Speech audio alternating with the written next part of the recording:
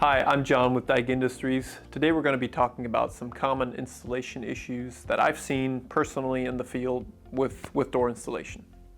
So one of the easiest ways to explain this is think of a door as, building a house essentially. Where do you start? You start with the foundation.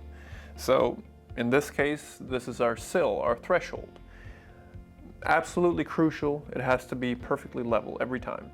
And then you go to your jambs. So start with your hinge jamb. That has to be perfectly level this way and this way.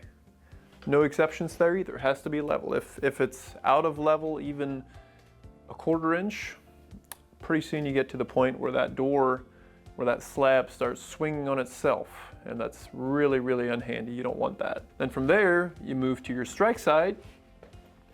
And here you have to make sure that your strike side jamb aligns perfectly with the door slab all the way along there, so the door slab hits the weather seal evenly from top to bottom. People like to talk about how, if is your door square? Well, that's good in theory, but that can miss the point somewhat because, take this clipboard for example. Imagine this clipboard is a door unit. So this clipboard can be square and still be sitting out of level. So it can be square but still not function the way it's supposed to because, if it's out of level enough, like I mentioned before, that door slab will swing on itself. So in theory, being square is good, but start with level. This needs to be level. This needs to be level.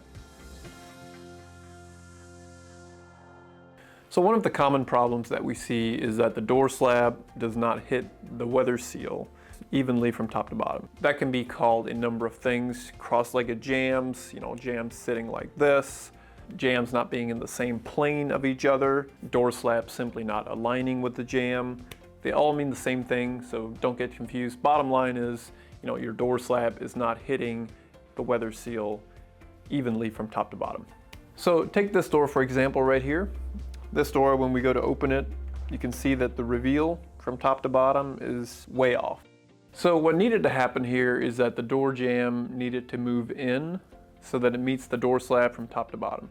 So what I did is I removed the screws at the top and at the middle, moved the door jamb in, and refastened it with the screws so that the door slab hits the weather seal evenly from top to bottom.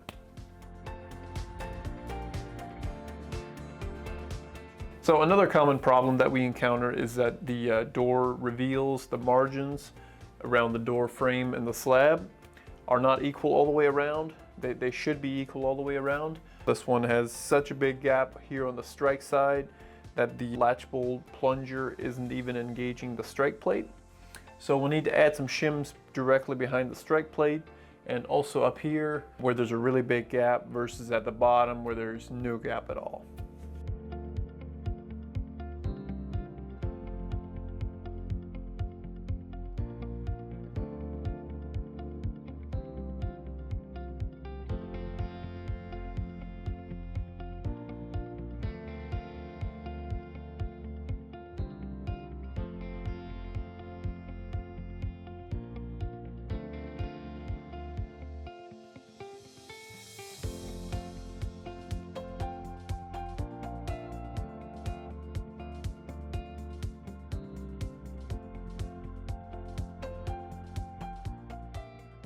So what we did here to resolve our margin issue is that we had to remove your screws, add your shims, and then reinstall the screws. We had almost no margin at the bottom, so we had to take the bottom of that hinge side over a little bit, and then we had to add a shim also at the top of the hinge side to bring that over. So oftentimes you will need to add a shim behind a hinge to resolve that issue. And now that we've adjusted our margins so that they're even all the way around, this also resolved this issue of the latch bolt plunger not engaging with the strike plate. As long as your margins are right where they need to be, this latch bolt plunger will engage every time. Another situation that you might encounter is a warped door slab.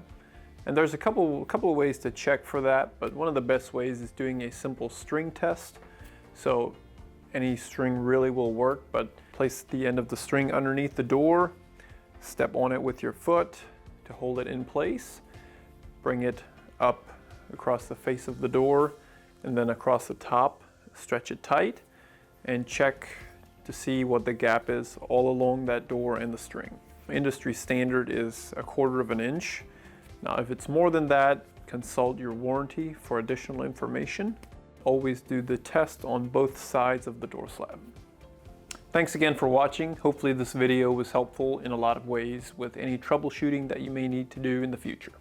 For additional resources and planning tools, be sure to check out the Dyke Edge Door Configurator at dykedoors.com.